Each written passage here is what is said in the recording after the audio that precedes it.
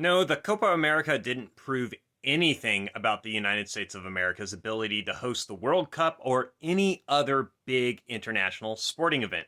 It proved that CONMEBOL doesn't know how to run a big international sporting event.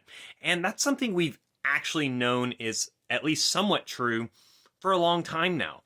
Anyone that follows South American soccer regularly knows that these type of situations happen in Copa Libertadores, Copa Sudamericana, not all too infrequently. And it's really unfortunate because those competitions deserve better too. But the USA, on the other hand, we hold major international events all the time. We also hold sporting events virtually every weekend, just as big as a World Cup match. And most of them are run to the highest standards of any sporting event in the world. And this is the difference.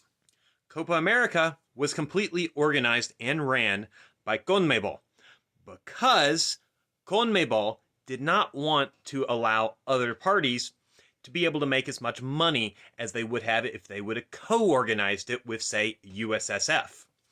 And they cut corners. For example, at the stadiums, they only laid down the grass 2 weeks before the games, opposed to the necessary 6 weeks for it to take properly. And they also decided not to have full-sized fields because they wanted to cut corners. They didn't want to take the time and pay the extra money to get better and larger fields. And as far as security goes, they cut corners on that too. They just kept regular security. They didn't have checkpoints to check for tickets well outside the stadium. And they didn't have plans to make sure that getting into the stadium was both efficient and safe for all of the fans. This goes for the incidents in the Uruguay-Colombia game too. CONMEBOL were the ones that decided to seat the friends and family of the Uruguay players next to Colombia fans.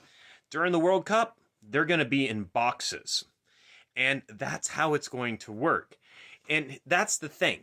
Even if USSF played some sort of role in organizing Copa America, which they didn't, are we really going to use one example of a poorly run tournament in America to say, oh, America can't run any tournaments for now on out?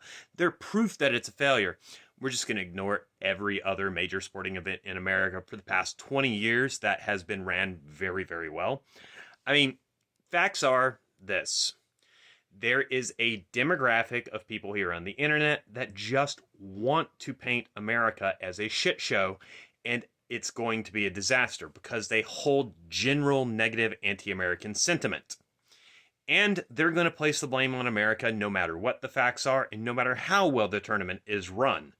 And that's just something that we're going to have to face. And frankly, I just don't care about your opinions. I'm more interested in the facts.